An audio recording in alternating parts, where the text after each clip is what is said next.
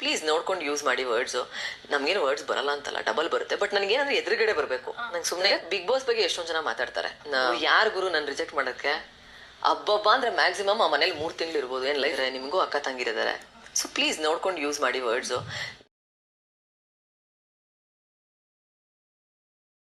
ಏನಂತಂದ್ರೆ big boss ಬಗ್ಗೆ ಎಷ್ಟೊಂದು ಜನ ಮಾತಾಡ್ತಾರೆ. ಇಂಟರ್ವ್ಯೂ ಅಲ್ಲೆಲ್ಲ ಶೇರ್ ಮಾಡ್ಕೊಂಡ್ರು ಕೂಡ ಅದಕ್ಕೆ ನಿನ್ನ ರಿಜೆಕ್ಟ್ ಮಾಡಿದ್ದವರು ಹಂಗೆ. ಅವ್ರು ಯಾರು ಗುರು ನಾನು ರಿಜೆಕ್ಟ್ ಮಾಡೋಕ್ಕೆ?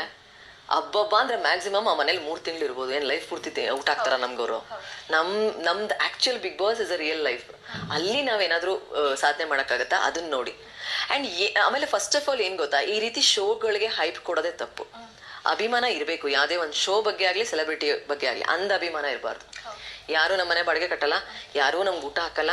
ನನಗೇನಾದ್ರೂ ಹುಷಾರಿಲ್ಲ ಅಂತಂದ್ರೆ ಯಾರು ನನ್ನ ಹಾಸ್ಪಿಟ್ಲಿಗೆ ಕರ್ಕೊಂಡು ಹೋಗಲ್ಲ. ಯಾರು ಬಂದು ಕರ್ಕೊಂಡು ಹೋಗ್ತಾರೆ ನನ್ನ? ಯಾರು ಇಲ್ಲ. ಸೊ ಅವ್ರದ್ದು ಕೆಲಸ ಏನಂತಂದ್ರೆ ಅವರು ದುಡ್ಡಿಸ್ಕೊಂಡು ಎಂಟರ್ಟೈನ್ಮೆಂಟ್ ಕೊಡ್ತಿದ್ದಾರೆ. ಯಾರಾದ್ರೂ ಫ್ರೀಯಾಗಿ ಎಂಟರ್ಟೈನ್ಮೆಂಟ್ ಕೊಡ್ತಾ ಇದ್ದಾರೆ ನಮಗೆ? ಫ್ರೀಯಾಗಿ ಯಾರು ಸಿನಿಮಾ ಮಾಡ್ತಾ ಇದಾರೆ ಹೇಳಿ ನನಗೆ? ಎಂಟರ್ಟೈನ್ಮೆಂಟ್ ಕೊಡೋಕ್ಕೋಸ್ಕರ. ಓ ಪಾಪ ಜನ ಎಲ್ಲ ಅವ್ರ ಪೇಮೆಂಟ್ ತಗೋತಾರೆ ಅಂಡ್ ಅವ್ರ ಕೆಲಸ ಅಷ್ಟೇ. ನಾವು ಅವ್ರಿಗೆ ಅಡ್ಮೈರ್ ಮಾಡ್ಬೇಕಷ್ಟೇ. ಅದ್ ಬಿಟ್ಬಿಟ್ಟು ಜಾಸ್ತಿ ಹೈಪ್ ಮಾಡೋದಿಲ್ಲ. ಈ ರೀತಿ ಶೋಗಳನ್ನ ಫ್ಯಾನ್ ಪೇಜ್ಗಳು ಮಾಡೋದಾಗ್ಲಿ. ನನಗೂ ಎಷ್ಟೊಂದು ಜನ ಮೆಸೇಜ್ ಮಾಡ್ತಾರೆ ಫ್ಯಾನ್ ಪೇಜ್ಗಳು ಮಾಡ್ಲಾ ಅಂತ. ನಾನು ಹೇಳೋದು ಒಂದೇ, ಫ್ರೀ ಟೈಮಲ್ಲಿ ಇದ್ರೆ ಮಾಡಿ. ಅದ್ ಬಿಟ್ಬಿಟ್ಟು ನಿಮ್ ಕೆಲ್ಸಗಳನ್ನ ಏನ್ ಯೂಸ್ ಏನ್? ಫಸ್ಟ್ ಆಫ್ ಆಲ್ ಯಾವ ಫ್ಯಾನ್ ಪೇಜ್ ಮಾಡಿ ಏನ್ ಬಂದವರು? ನಿಮ್ ಪೇರೆಂಟ್ಸ್ ನೋಡ್ಕೋ ಫಸ್ಟ್ ಅಲ್ವಾ? ಅಂಡ್ ನಮ್ ಪೇರೆಂಟ್ಸು ನಾವು ಹುಟ್ಟಿದಾಗ್ಲಿಂದ ಅಡಿಗೆ ಮಾಡಿ ಹಾಕಿರ್ತಾರೆ.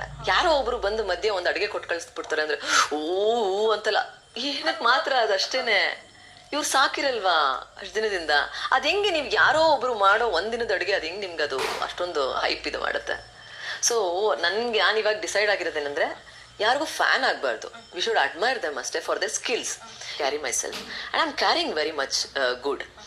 ಸೊ ಹಂಗಾಗಿ ನನ್ಗನ್ಸುತ್ತೆ ಅದೆಲ್ಲ ಹೆಂಗ್ ಬರುತ್ತೆ ಅವ್ರಿಗೆ ಥಾಟ್ ಇಷ್ಟೆಲ್ಲ ನೋಡಾದ್ಮೇಲೂ, ಎಲ್ಲ ಗೊತ್ತಾದ್ಮೇಲೂ. ಅಂಡ್ ಇಂಟರ್ವ್ಯೂಸ್ ಅಲ್ಲಿ ಆ ಬಿಗ್ ಬಾಸ್ ಬಗ್ಗೆ ಅಷ್ಟು ಶೇರ್ ಮಾಡಾದ್ಮೇಲೂ ಅವರೇ ರಿಜೆಕ್ಟ್ ಮಾಡಿದ್ದಾರೆ. ಅದಕ್ಕೆ ನಿನ್ನ ಕರ್ಕೊಂಡಿಲ್ಲ, ಒಳ್ಳೇದೇ ಆಯ್ತು. ಬೇಡ ಗುರು, ನಂಗೆ ನಿಜವಾಗ್ಲೂ ಬೇಡ.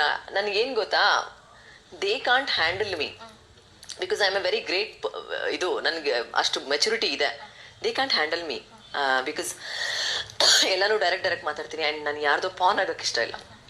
ನನ್ನ ಒಂದು ಇಮೇಜ್ನ ಯಾವುದೋ ಅನ್ನೋನ್ ಪರ್ಸನ್ನ, ಮುಂಬೈ ಎಡಿಟರ್ ಇರ್ಬೋದು, ಅವ್ರ ಕೈ ಕೊಟ್ಬಿಟ್ಟು ಸರಿ ಹೆಂಗೆ ಬೇಕಾದ್ರೆ ತೋರಿಸ್ಕೊಳ್ಳಿ ನೀವು, ಏನಿಲ್ಲ ನನ್ನಲ್ಲಿ ಒಳಗಡೆ ಇರಬೇಕಷ್ಟೇ ಅಂತ ಅಂದ್ಬಿಟ್ಟು ಒಳಗಡೆ ಮೆಂಟಲ್ ಸ್ಟ್ರೆಸ್ ತೊಗೊಂಡು, ಫಿಸಿಕಲ್ ಸ್ಟ್ರೆಸ್ ತೊಗೊಂಡು, ಆಮೇಲೆ ಆಚೆ ಕಡೆ ನಮ್ಮ ಮಮ್ಮಿ ಇವತ್ತು ನನ್ನ ಮಗಳನ್ನ ಹೆಂಗೆ ತೋರಿಸ್ಬೇಕು ಇವತ್ತು ಎಪಿಸೋಡಲ್ಲಿ, ಅವ್ರಿಗೆ ಸ್ಟ್ರೆಸ್ಸು.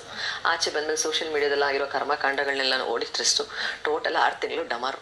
ಎಷ್ಟಕ್ಕೆ? ಕೆಲವು ಲಕ್ಷಗಳಿಗೆ. ಆಮೇಲೆ ಅಲ್ಲಿ ಬಂದಾದ್ಮೇಲೆ 3 ತಿಂಗಳು ಇವೆಂಟು, ಗೆಸ್ಟು, ಫಸ್ಟು, ಓಕೆ ಅಲ್ಲೂ ಒಂದಷ್ಟು ಸಂಪಾದನೆ ಆಗುತ್ತೆ. ಓಕೆ ಅದಾದ್ಮೇಲೆ ಏನು ಎಕ್ಸಾಕ್ಟ್ಲಿ ಈ 10 ವ್ಯಕ್ತಿತ್ವನ ಬದಲಾಯಿಸ್ಕೊಳ್ಳೋ ಶೋ, ಆ ಶೋ, ಈ ಶೋ ಅಂತೆಲ್ಲ ಹೇಳ್ತಾರಲ್ವಾ. ದೊಡ್ಡ ಸೆಲೆಬ್ರಿಟಿಗಳು ಯಾರಿದ್ದಾರೆ, ಅವ್ರ ಮಕ್ಕಳುಗಳನ್ನೇ ಕಳಿಸ್ಲಿ ಕಂಟೆಸ್ಟೆಂಟ್ಗಳಾಗಿ ಅಲ್ವಾ, ಆಮೇಲೆ ಬರಲಿ ವೀಕೆಂಡ್ ಎಪಿಸೋಡ್ಗಳಲ್ಲಿ ಅಲ್ವಾ. ದಟ್ಸ್ ವೈ ಯಾರು ಕಳ್ಸಲ್ಲ ಅದನ್ನ. ಸೊ ಹಂಗಾಗಿ ನನಗೇನು ಅನ್ಸುತ್ತೆ ಅಂದ್ರೆ, ವ್ಯಕ್ತಿತ್ವ ಬದಲಾಯಿಸ್ಕೊಳ್ಳೋದು. ಅಲ್ಲಿ ಬಂದಾಗೆಲ್ಲ ನೋಡ್ಬೇಕು ನೀವು ಅವ್ರು ಹೆಂಗ್ ಮಾತಾಡ್ತಾರೆ ಅಂತ. ಇವಾಗ ನೀವು ನಾನು ಅವ್ರ ಜೊತೆ ಸುದೀಪ್ ಸರ್ ಜೊತೆ ಮಾತಾಡಿರೋದು ನೋಡಿ ನೀವು. ನಾನು ಏನೂ ಎಕ್ಸೈಟ್ ಆಗಿಲ್ಲ ಅಲ್ಲಿ ಅವ್ರನ್ನ ನೋಡಿದೀನಿ ಅಂತ, ಅಥವಾ ಏನೂ ಇಲ್ಲ, ನ್ಯಾಚುರಲ್ ಆಗಿ ಮಾತಾಡಿದ್ದೀನಿ. ಕೆಲವರು ನಾನು ಏನು ಅಂತ ತಿಳ್ಕೊಳಕ್ಕೆ ಇಲ್ಲಿಗೆ ಬಂದೆ ಹಿಂಗೆ. ಹಂಗಂದ್ರೆ 10 ಸೀಸನ್ ಮುಂಚೆ ಇರ್ಲಿಲ್ಲ ಬಿಗ್ ಬಾಸ್. ಯಾರು ತಿಳ್ಕೊಂಡಿಲ್ವಾ ಅವ್ರು ಯಾರು ಅಂತ? ಅಥವಾ ಯಾರ ವ್ಯಕ್ತಿತ್ವನೂ ಪ್ರೂವ್ ಆಗಿಲ್ವಾ? ಸೊ ವ್ಯಕ್ತಿತ್ವ ಪ್ರೂವ್ ಆಗೋದು ಒಂದು ವ್ಯಕ್ತಿ ಮಾಡೋ ಕೆಲಸಗಳಿಂದ, ಅವ್ನು ಮಾತಾಡೋ ವೇಯಿಂದ, ಆ್ಯಂಡ್ ಅವ್ನು ಹೇಗೆ ನಡ್ಕೋತಾ ಇದ್ದಾನೆ, ಅವ್ನು ಹೇಗೆ ಕ್ಯಾರಿ ಮಾಡ್ತಿದ್ದಾನೆ ಒಂದು ಸೊಸೈಟಿಲಿ ಅನ್ನೋದ್ರ ಮೇಲೆ. ನಾವು ಯಾವುದೋ ಒಂದು ಶೋಗೆ ಏನು ಕಂಟೆಂಟ್ ಕೊಡ್ತೀವಿ ಅನ್ನೋದ್ರ ಮೇಲೆ ವ್ಯಕ್ತಿತ್ವ ಡಿಸೈಡ್ ಆಗಲ್ಲ. ಸೊ ನನಗೆ ಆ ರೀತಿ ಒಂದು ಶೋ ಹೋಗಿ ಕಂಟೆಂಟ್ ಕೊಡೋಕೆ ಇಷ್ಟ ಇಲ್ಲ. ಯಾಕೆ ಅಂದರೆ, ಎಕನಾಮಿಕಲಿ ಯೋಚನೆ ಮಾಡಿದ್ರು, ಎಕನಾಮಿಕಲಿ ಅಂದರೆ ಫೈನಾನ್ಷಿಯಲಿ ನಾವು ಯೋಚನೆ ಮಾಡಿದ್ರು, ಇವಾಗ ಇನ್ಫ್ಲೂಯೆನ್ಸಸ್ಗಳು 45 ಸೆಕೆಂಡ್ಗೆ ಇಷ್ಟು, 1 ಮಿನಿಟ್ಗೆ ಇಷ್ಟು ಅಂತ ಚಾರ್ಜ್ ಮಾಡ್ತಿದ್ದಾರೆ. ಈವನ್ ಸೆಲೆಬ್ರಿಟೀಸ್ಗಳು ಕೂಡ ರೀಲ್ ಚಾರ್ಜಸ್ಸು 45 ಸೆಕೆಂಡ್ ಆದರೆ ಇಷ್ಟು, 1 ಮಿನಿಟ್ ಆದರೆ ಇಷ್ಟು ಅಂತ. 24x7 ಜಿಯೋ ಸಿನಿಮಾ ಅಫಿಷಿಯಲ್ಗೆ ಕಂಟೆಂಟ್ ಕೊಟ್ಬಿಟ್ಟು, ಸೆಕೆಂಡ್ಸ್ ಬಿಡಿ, ಇಲ್ಲಿ 24x7 ಸ್ವಲ್ಪ ಪೇಮೆಂಟ್ ತಗೊಳ್ಳೋದಕ್ಕೆ ಬೇಕಾದ ನಮಗೆ. ಯಾರ್ಯಾರಿಗೋ ಕೋಟಿಗಟ್ಟಲೆ ದುಡ್ಸೋಕ್ಕೆ ನಾವ್ಯಾಕೆ ಪಾನ್ ಆಗಬೇಕು? ಯಾರ್ಯಾರೋ ಕೋಟಿಗಟ್ಟಲೆ ದುಡ್ಕೋತಾರೆ, ನಮ್ಗೇನು ಸಿಕ್ತು? ನಮಗೇನು ಸಿಗಲ್ಲ. So show, entertainment, fancy, everything is fine, but it should be useful to society ಅಲ್ವಾ.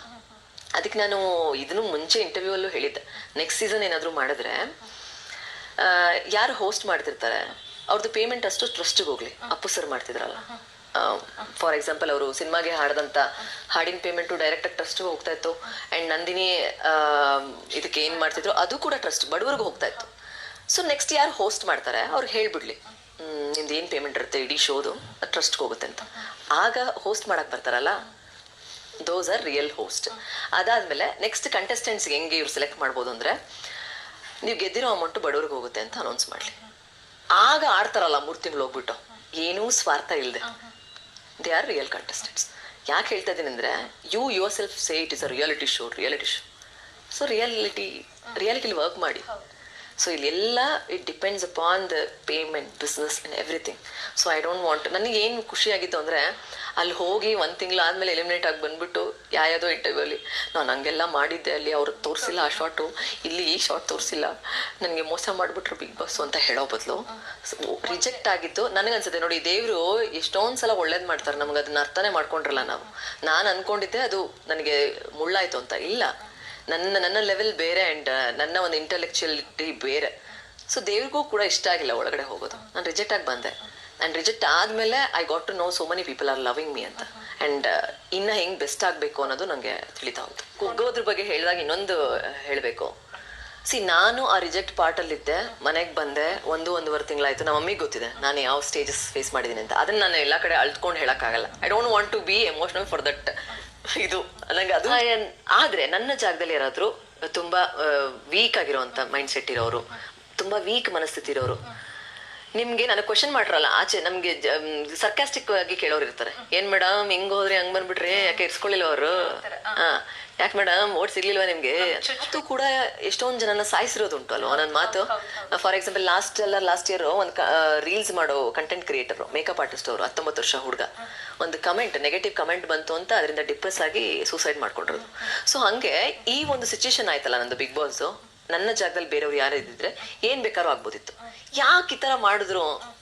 ಕ್ಯಾರವನ್ಗೆ ಹೋಗೋವರೆಗೂ, ರಿಜೆಕ್ಟ್ ಆಗಿ ಕ್ಯಾರವನ್ಗೆ ಹೋಗೋವರೆಗೂ ಅದು ಸೈನ್ ಮಾಡಿ, ಇದು ಸೈನ್ ಮಾಡಿ, ಅದು ಕಾಪಿ ಕಳಿಸಿ, ಇದು ಕಾಪಿ ಕಳಿಸಿ ಎಲ್ಲ. ರಿಜೆಕ್ಟ್ ಆಗಿ ಕ್ಯಾರವನ್ ಬಂದ್ಮೇಲೆ ಕ್ಯಾರೆ ಅನ್ನೋನಿಲ್ಲ, ರೆಸ್ಪಾನ್ಸ್ ಇಲ್ಲ, ಡಿಸಪಿಯರಿಂಗ್ ಮೆಸೇಜಸ್ ಎಲ್ಲರದು ಆನ್. ಏನಾದ್ರು ಸ್ಕ್ರೀನ್ಶಾಟ್ ತಗೋಣ ಮಾಡೋಣ ಅಂತಂದ್ರೆ no response. Because I am not blaming any person in the team, because even they don't know what is going there. But why me? ಯಾವುದಾದ್ರೂ ಒಂದು ಹುಡುಗಿಗೆ ಹೋಗ್ಬಿಟ್ಟು ಈ ಎಕ್ಸ್ಪೋಜರ್ ಆಸೆ ಇರುತ್ತಲ್ಲ, ನೀವು ಸುದೀಪ್ನ ಮೀಟ್ ಮಾಡ್ಬೋದು, ಎಕ್ಸ್ಪೋಜರ್ ಸಿಗುತ್ತೆ, ಹಂಗೆ ಹಿಂಗೆ ಅಂತೆಲ್ಲ ಇದ್ದಿದ್ರೆ ಅಂಥವ್ರನ್ನ ಕರೆದಿದ್ರೆ ಒಂದಷ್ಟು ಪೇಮೆಂಟ್ ಕೊಟ್ಬಿಟ್ಟು ಬಂದಿರೋರು, ನಾನೇ ಆಗ್ಬೇಕಂತ ಏನಿರಲಿಲ್ಲ. ಆ್ಯಂಡ್ ಇನ್ಫ್ಯಾಕ್ಟ್ ಅವರು ಟೀಮ್ ಅವ್ರು ನನಗೆ ಸುದೀಪ್ ಅವ್ರ ಜೊತೆ ನನ್ನ ಸ್ಟೇಜ್ ಮೇಲೆ ಇರೋ ಫೋಟೋಸ್ ಎಲ್ಲ ಕಳಿಸ್ತಾರೆ. ಬಟ್ ಯಾಕೆ ಕಳಿಸಿದ್ರು ನಂಗೆ ಗೊತ್ತಿಲ್ಲ. ಮೋಸ್ಟ್ಲಿ ನಾನೇನಾದ್ರು this time it is okay but next time I will try, thanks Bigg Boss ಅಂತೆಲ್ಲ ಹಾಕ್ಕೊಂಡ್ರೆ ಫೋಟೋ ಹಾಕೋತೀನಿ ಅಂತ ಅವ್ರು ಅನ್ಕೊಂಡಿರ್ಬೋದು. ಬಟ್ ನನಗೆ that is not a good moment for me to share ಅಲ್ವಾ. ಆ ಫೋಟೋದಲ್ಲಿ ಸುದೀಪ್ ಸರ್ ಇದ್ರು, ಅದು ನನಗೆ ಗುಡ್ ಮೂಮೆಂಟ್ ಅಲ್ಲ ಶೇರ್ ಮಾಡೋಕ್ಕೆ. And why have to share? I didn't share anything. ನನಗಾಗಿರೋದು ಏನೇನು ಶೇರ್ ಮಾಡಬೇಕು ಅದೆಲ್ಲ ಶೇರ್ ಮಾಡಿದ್ದೀನಿ. ನಿಜ ಅನ್ನೋರು ನಿಜ ಅನ್ಕೊಳ್ಳಿ, ಸುಳ್ಳು ಅನ್ನೋರು ಸುಳ್ಳು ಅನ್ಕೊಳ್ಳಿ, ನನಗೆ ಅವಶ್ಯಕತೆ ಇಲ್ಲ. And I am not a contestant for that kind of show.